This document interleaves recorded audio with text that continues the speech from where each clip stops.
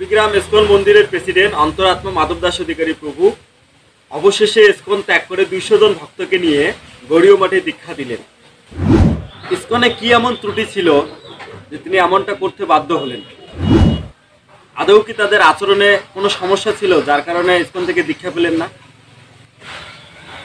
হরে কৃষ্ণ, আমি দীনেশ কৃষ্ণ দাস। সকলের শ্রীচরণে আমার বৈষ্ণবীর ধন্যবাদ প্রণাম। বাঞ্ছা কল্পতরুভ্যশ্চ কৃপা সিন্ধু বৈএবচ পতিতানাং পাবনেভ্যো বৈষ্ণবেই নমো নমঃ।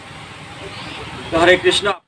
তো ইতিমধ্যেই আপনারা অবগত রয়েছেন যে কুড়িগ্রাম সদরে একটি দীক্ষা অনুষ্ঠানের আয়োজন হয়েছিল। তো এই নিয়ে অনেক দ্বিধাদ্বন্দ্ব চলছে অনলাইনে, অনেকে অনেক কিছু মন্তব্য করেছে। তো আজকে আমরা সেই বিষয়টাকে ক্লিয়ার করবার জন্য এই ভিডিওটি বানাচ্ছি। তো আপনারা মনোযোগ সহকারে এবং কৃপা করে সম্পূর্ণ ভিডিওটি দেখবেন, এই অনুরোধ রাখছি। তো প্রথমে যে বিষয়টি বলবো সেটি হচ্ছে যে ইতিমধ্যে আপনারা যারা অনলাইনে প্রথম যে সমস্যাগুলো শুনেছেন, যে সমস্যাগুলোর কথা আমরা বলেছি, তো প্রথমটি আমরা ক্লিয়ার করছি। সেটি হচ্ছে যে অনেকেই বলেছে যে অন্তরাত্মা মাধব দাস অধিকারী প্রভু কুড়িগ্রাম ইস্কন মন্দিরের প্রেসিডেন্ট। তো এই বিষয়টি একটি সমস্যা রয়েছে, আমরা বলছি। যেহেতু আমরা সেই অনুষ্ঠানে তত্ত্বাবধায়ক ছিলাম এবং সেই অনুষ্ঠানে আমরা ছিলাম, তো তিনি হচ্ছেন যে আসলে ইস্কন মন্দিরের প্রেসিডেন্ট নন।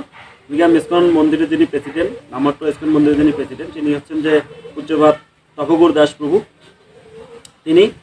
আর মূলত তাকে যে কথাটি বলা হয়েছে, তিনি হচ্ছেন তার বাড়িতে যে প্রতিষ্ঠিত যে মন্দির, সেই মন্দিরের তিনি তত্ত্বাবধান করেন। এটি একটি বিষয় যে তিনি আদৌ কোনো ইস্কন মন্দিরের প্রেসিডেন্ট নন, এটি আপনারা সুস্পষ্টভাবে ক্লিয়ার হতে পারেন। আরেকটি বিষয় আপনাদেরকে বলবো, সেটি হলো যে কেন এই প্রায় 200 জন ভক্ত কেন গৌড়ীয় মঠে দীক্ষা নিল, এই জন্য কি তিনি দায়ী কিনা? তো সেই বিষয়টি হচ্ছে যে এই যে প্রায় 200 জন ভক্ত গৌড়ীয় মঠে মহারাজের কাছে দীক্ষা নিলেন, এর পিছনে যে মূল কারণ ছিল আমি আপনাদেরকে বলি। আসলে এটি বলার কথা ছিল না, তারপরেও বলছি, কারণ আমরা দ্বন্দ্ব চাই না। কিন্তু অনেকেই যেহেতু অনলাইনে এই বিষয় নিয়ে প্রশ্ন তুলেছে, সেই জন্য আমরা বলছি। তো এর মূল কারণ ছিল যে ইস্কন মন্দির থেকে যা বলা হতো যে যদি তোমরা দীক্ষা নিতে চাও তাহলে অবশ্যই অন্তরাত্মা মাধব দাস অধিকারী প্রভুকে ত্যাগ করতে হবে এবং তাকে ছেড়ে আমাদের মন্দিরের সঙ্গে কানেক্টিভিটি যুক্ত করতে হবে। এটি তাদের প্রধান টার্গেট ছিল এবং উদ্দেশ্য ছিল। তো এটি একটি ব্যাপার ছিল। আরেকটি ব্যাপার ছিল যে তার বাসায় যে প্রোগ্রাম, বিভিন্ন ধরনের প্রোগ্রামগুলো হয়ে থাকে, সেই বিষয়গুলো মন্দির পছন্দ করতো না। এবং দেখা যাচ্ছে যে অনেক দূরে, আমাদের এখান থেকে তো মন্দির অনেক দূর, তাই না? অনেক দূর। তো সেজন্য এখানকার ভক্তগুলো যেতে পারতো না। তো সেজন্য মাস্টার প্রভু যে এখানে যে প্রোগ্রামগুলো করতো, অনেকে এখানে অংশগ্রহণ করতো, এটা মন্দির পছন্দ করতো না। এই দুইটা হলো তার প্রধান কারণ। আরেকটি বিষয় ছিল যে অনলাইনে ইতিমধ্যেই প্রচার হয়েছে যে তাদের আসলে আচরণের সমস্যা ছিল, এই জন্য আসলে ইস্কন থেকে তারা দীক্ষা পায়নি। তো আমি এই বিষয়ে সুস্পষ্টভাবে বলতে চাই যে আমি নিজে ইস্কনে ডিসেবল কোর্স করেছি এবং পতিত প্রভুর কাছে আধ্যাত্মিক কোর্স করেছি, আমি নিজেই করেছি।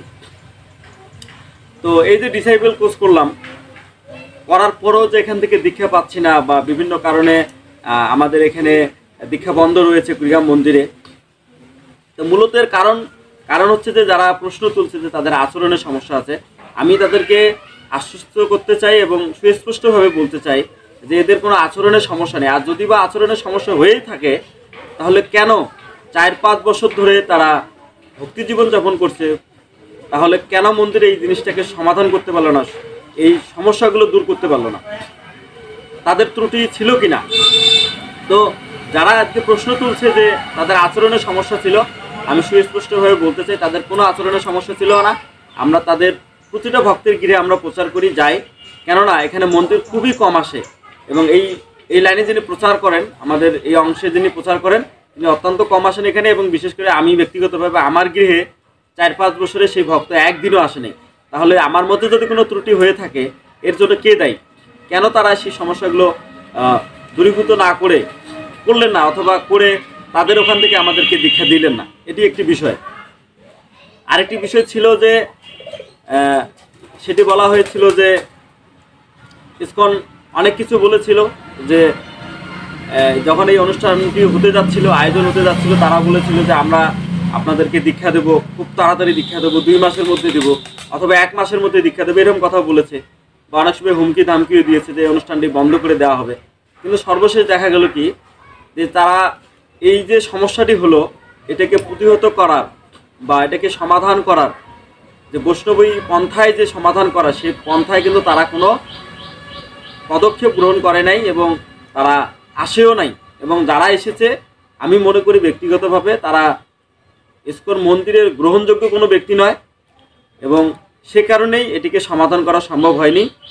আর আরেকটি বিষয় হলো যে এখানে যদি প্রেসিডেন্ট আসতো অথবা ঊর্ধ্বতন কোনো কর্মকর্তা এখানে আসতো তাহলে অবশ্যই এই যে দ্বন্দ্বটি রয়েছিল, যে সমস্যা হয়েছিল, এটি সমাধান হতো বলে আমরা মনে করি, কিন্তু আদৌ সেটা করেনি।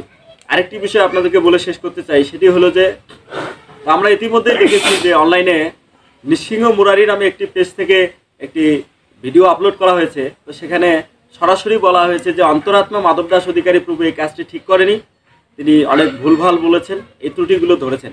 তো আমি সুস্পষ্টভাবে বলতে চাই যে আসলে এই নৃসিংহ মুরারি নামে যে পেজটি, তিনি কিন্তু সম্পূর্ণরূপে এই প্রোগ্রাম সম্পর্কে তার যথার্থ কোনো ধারণাই নেই, কারণ আমরা সেখানে উপস্থিত ছিলাম, আমরা সেটাকে পরিচালনা করেছি, আমরা সেটা সম্পূর্ণভাবে জানি।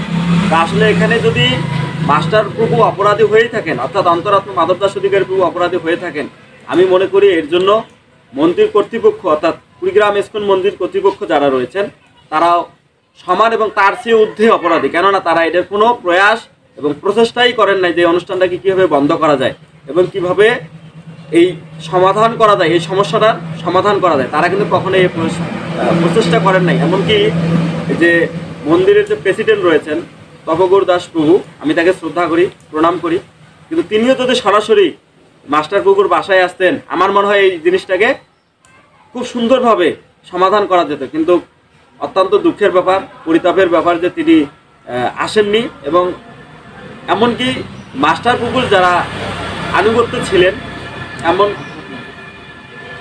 কয়েকজনকে তার বাসায় পাঠিয়েছিলেন, কিন্তু আদৌ এটাকে সমাধান করার জন্য যথেষ্ট ছিল না। এটি একটি গ্যাপ ছিল, তিনি যদি সরাসরি আসতেন এটি সমাধান হতো। তো যাই হোক, এটা পরের ব্যাপার। তবে এই বিষয় নিয়ে যারা আপনারা প্রোপাগান্ডা ছড়াচ্ছেন এটা আদৌ ঠিক নয়। আপনারা আমাদের এই ভিডিওটি সম্পূর্ণ দেখেন, দেখে তারপরে আপনারা মন্তব্য করবেন। হরে কৃষ্ণ।